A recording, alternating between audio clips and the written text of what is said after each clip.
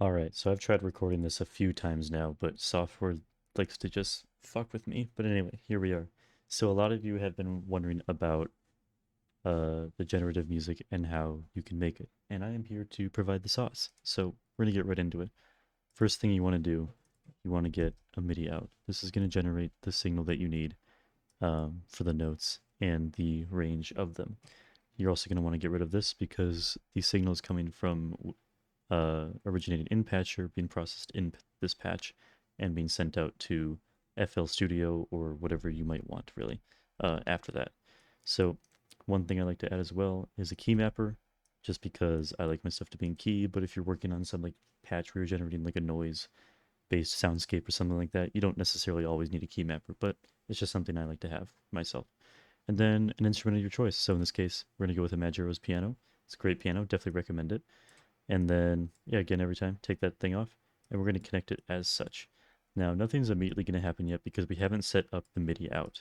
So what you're going to want to do is open up MIDI out. Let me make this a little larger so we can see better.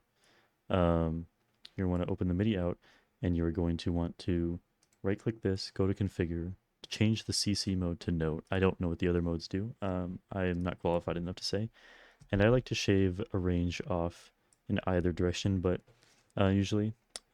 So this note range is not relative to what you need. It's just what I'm going with personally. So, and then you're going to accept whatever your range is. And you'll notice as you change the note, we are getting a range, right? So kind of cool. To automate that, to actually get it randomized stuff, you're going to want to activate. You'll notice a red knob appeared there. That is your automated knob, or endpoint more accurately. The green nodes are instrument-based and the yellow are effect. You want to then bring in an LFO tool of some sort to automate with. I use the Fruity Peak controllers because that is my poison of choice.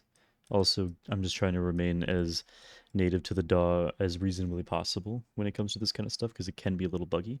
So then you are going to automate the thing, you're going to outputs controllers peak plus LFO. You are then going to just drag it in. Nothing immediately comes, but once you feed it a signal, as you'll see here, kind of chaotic, but we don't necessarily want that. So I'm going to turn the speed up so that it's slower. And you'll notice that it's kind of completely out of key right now too. So we're going to come in here. We're going to go to scales. Let's do a major thing.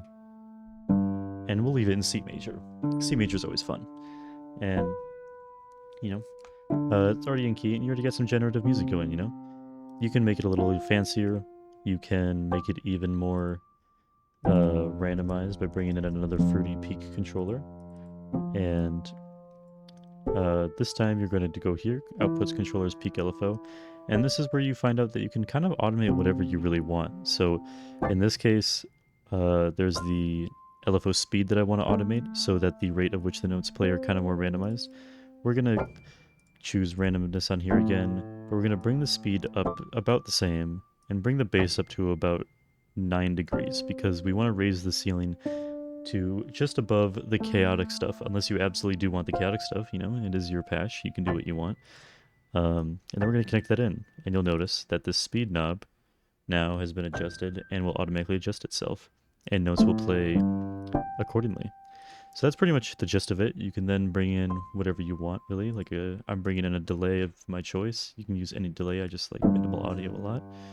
Do a little bit of post-processing, and then filter these back into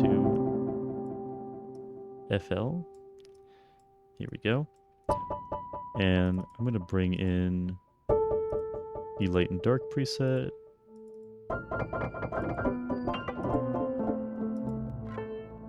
And let's do... And there you go, you basically got generative music right there. And that in itself is already pretty cool sounding. So that's pretty much the gist of it. Let me bring up a preset that I've made before. This kind of stuff, it's really not all that hard. It's just a lot of experimentation and embracing that you might not know everything. So I will break down this patch as well. So what we got going on here is it all started from a drama trial loop that I granulated here in Faceplant. I then routed that to a convolver to make the pad and have it immediately sent to FL. Just like send it out immediately. I also sent it to a 2 kHz pitch shifters at 24 Hz each, so 4 octaves, into a spectral gate, which is an amazing plugin by the way, highly recommend it, and to a Valhalla Supermassive. And so those are the bird sounds that you were hearing. I have that also going out to FL and Portal.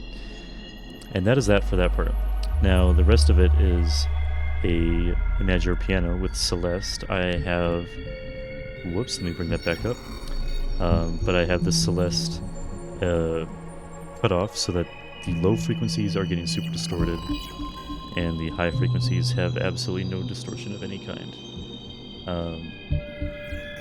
And the low ones are going into thermal, the high ones are just going straight into Valhalla Supermassive, but in the end the low ones also end up going into Valhalla Supermassive.